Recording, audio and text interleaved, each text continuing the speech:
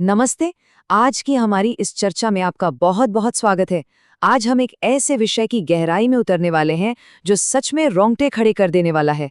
आज हम कल्कि पुराण और गरुड़ पुराण जैसे प्राचीन ग्रंथों में दर्ज उन भव्य और कह सकते हैं कि बिल्कुल सिनेमाई प्रलयकारी भविष्यवाणियों को डिकोड करने वाले हैं। ये वो भविष्यवाणियां हैं जो विस्तार से बताती हैं कि इस दुनिया का अंत आखिर कैसे होगा और एक बिल्कुल नई शुरुआत कैसे जन्म लेगी। जरा सोचिए, क्या हमारे पूर्वजों को हजारों साल पहले ही इस बात का अंदाजा हो गया था कि मानव सभ्यता किस दिशा में जा रही है? प्राचीन ग्रंथों में दुनिया के अंत को सिर्फ एक भयानक विनाश की तरह नहीं बताया गया है, बल्कि इसे एक बहुत बड़े ब्रह्मांडीय बदलाव के रूप में देखा गया है। ये कोई आम कहानी नहीं है।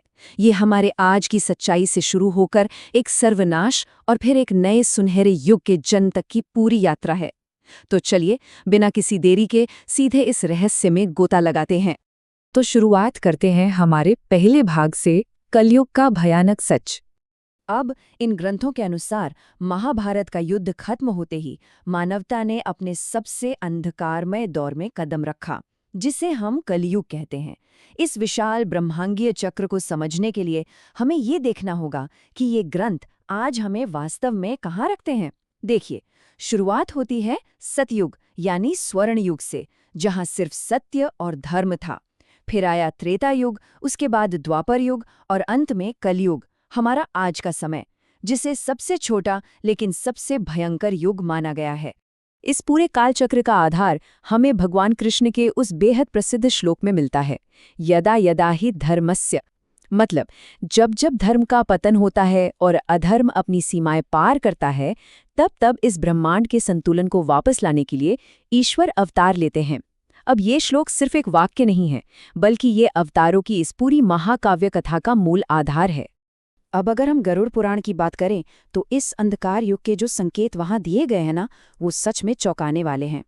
शास्त्रों ने बहुत पहले ही यह भविष्यवाणी कर दी थी कि एक समय आएगा जब पैसा ही सबसे बड़ी ताकत बन जाएगा, सच्चाई पीछे छूट जाएगी और धोखे की तारीफ होने लगेगी।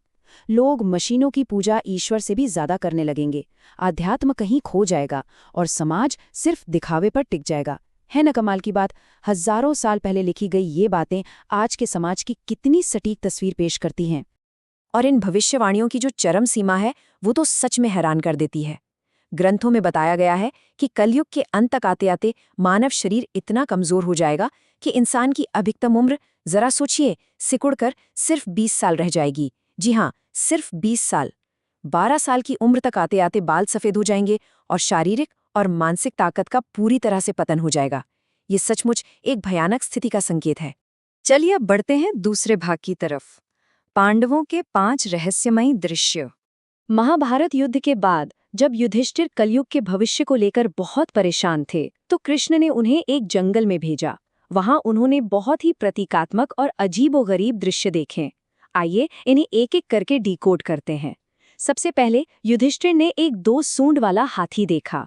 कृष्ण के मुताबिक ये उन शासकों का प्रतीक है जो बाहर से तो जनता की भलाई का दिखावा करते हैं, लेकिन असल में दोनों हाथों से उन्हें लूटते हैं। फिर अर्जुन ने एक ऐसा पक्षी देखा जिसके पंखों पर वेदों की ऋचाएं लिखी थीं, लेकिन वो मुर्दा मांस खा रहा था। ये उन भ्रष्ट विद्वानों को दर्शाता है जो ज्ञान का दिखावा तो करते हैं, लेकिन लालच में गिद्धों की तरह बर्ताव करते हैं। इसके बाद भीम ने एक गाय देखी जो अपने बछड़े को इतना चाटती है कि उसे लहूलुहान कर देती है। ये आज के माता पिता के उस अत्यधिक मोह का प्रतीक है जो बच्चों को कभी आत्मनिर्भर नहीं बनने देता। और फिर सहदेव ने देखा कि बहुत सारे पानी से भरे कुओं के बीच एक कुआं बिल्कुल सूखा है। ये उन स्वार्थी और अमीर लोगों का प्रतीक है जो पार्टियों में तो पानी की तरह पैसा बहाएंगे, लेकिन अपने पड़ोस में किसी भूखे इंसान की मदद नहीं करेंगे। हर एक दृश्य समाज के इस नैतिक पतन को बहुत बारीकी से समझाता है। और 5वां दृश्य बहुत ही शानदार तरीके से यह समझाता है कि इस पतन से बचा कैसे जाए। नकुल ने देखा कि एक बहुत बड़ी चट्टान पहाड़ से गिरती है और रास्ते में आने वाले बड़े बड़े पेड़ों को कुचल देती है, लेकिन एक छोटे से पौधे से टकराकर वो चट्टान एकदम रुक जाती है। ग्रंथों के मुताबिक ये गिरती हुई चट्टान कलयुग का पतन है। आपका बहुत सारा पैसा या सत्ता आपको इस विनाश से नहीं बचा पाएगी, लेकिन भगवान के नाम के स्मरण और सच्ची भक्ति का वो छोटा सा पौधा इस महाविनाश को रोक सकता है। अब आते हैं हमारे तीसरे भाग पर, भगवान कल्कि का अवतार। ग्रंथों में लिखा है कि जब अधर्म अपनी सारी हदें पार कर जाएगा, तब देवता पृथ्वी को बचाने के लिए भगवान विष्णु से प्रार्थना करेंगे। और यहीं से शुरू होती है एक ईश्वरीय हस्तक्षेप की कथा। कल्कि अवतार को लेकर ग्रंथों में बहुत ही सटीक जानकारियां दी गई हैं। भविष्यवाणी कहती है कि उनका जन्म संभल नाम के गांव में विष्णु यश और उनकी पत्नी सुमति के घर होगा।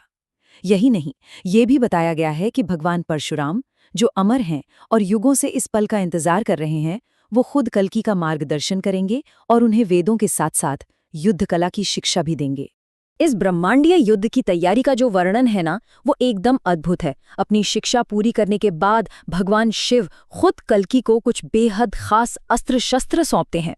इनमें शामिल है एक चमत्कारी सफेद घोड़ा जिसका नाम है देवदत्त, और एक भयंकर प्रज्वलित तलवार रत्नमारु, जो बनी ही अधर्म का नाश करने के लिए है।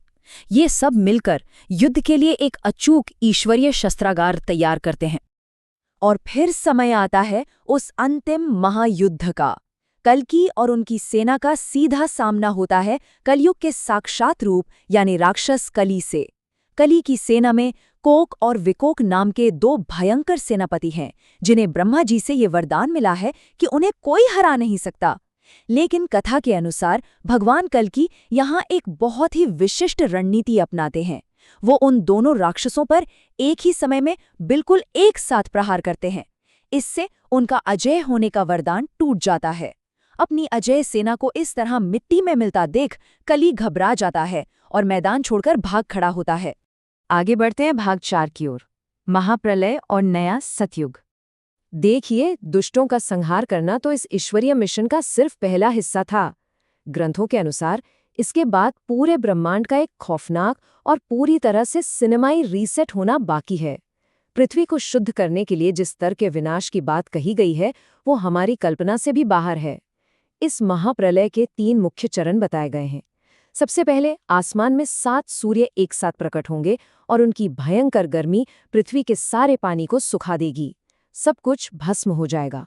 दूसरे चरण में प्रलयकारी बादल बनेंगे, जो अगले पूरे 100 सालों तक मूसलाधार बारिश करेंगे, और अंत में पूरी दुनिया जलमग्न हो जाएगी, बिल्कुल वैसे ही जैसे सृष्टि के शुरू होने से पहले थी। इसे आप एक पूरा कॉस्मिक रीसेट कह सकते हैं। और जब ये जल प्रलय शांत होगा तो जन्म होगा एक नए सतयुग का। जरा इस नए स्वर्ण युग की अवधि पर गौर कीजिए। 17,28,000 वर्ष। पिछले युग की घुटन भरे माहौल के बिल्कुल उलट ये एक बहुत ही विशाल और परम शांति से भरे समय की भविष्यवाणी है। आइए इस कलयुग और नए सतयुग के बीच के इस भारी अंतर को जरा और गहराई से समझते हैं। एक तरफ है कलयुग का अंधकार, जहां उम्र सिर्फ 20 साल है, हर तरफ हिंसा है और लालच है। और दूसरी तरफ है सतयुग का पुनर्जन्म। ग्रंथों के मुताबिक यहाँ इंसानों की उम्र 1,00,000 साल होगी। उनका कद 21 फीट लंबा होगा। लोग एक दूसरे से बिना बोले मन ही मन बात कर सकेंगे, यानी टेलीपैथी। और पूरे ब्रह्मांड में एक परम शांति होगी। ना कोई युद्ध होगा, ना कोई अदालत, क्योंकि वहां कोई अन्याय होगा ही नहीं। चलिए अब आते हैं हमारे आखिरी भाग पर, इस युग में मुक्ति। हमने विनाश, प्रलय और युगों के बदलने की बहुत बातें कर लीं, लेकिन आज के इस उथल-पुथल भरे समय में हमारे लिए इसका क्या मतलब है? ग्रंथों में क्षमा और मुक्ति की ताकत को समझाने के लिए अजामिल की एक बहुत ही दिलचस्प कथा आती है। अजामिल एक ऐसा इंसान था जिसने अपनी पूरी जिंदगी सिर्फ पाप किए, लेकिन मृत्युशैया पर घबराहट में उसने अपने बेटे को पुकारा, जिसका नाम नारायण था।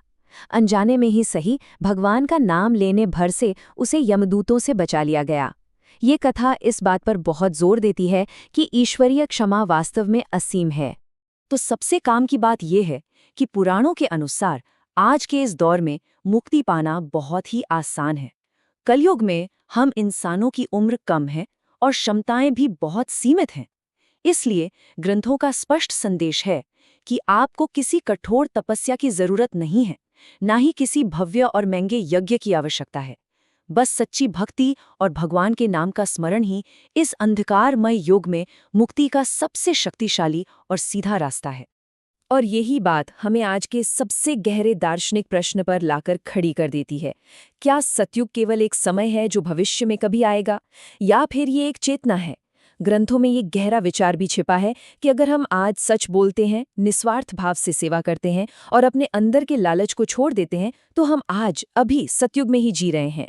तो खुद से पूछिए, क्या वो स्वर्ण युग बाहर किसी प्रलय का इंतजार कर रहा है, या फिर उस सतयुग की शुरुआत आज ही हमारे अपने भीतर से हो सकती है? इसी विचार के साथ हमारी आज की ये चर्चा यहीं समाप्त होती है। हमारे साथ जुड़ने के लिए आपका बहुत बहुत धन्यवाद।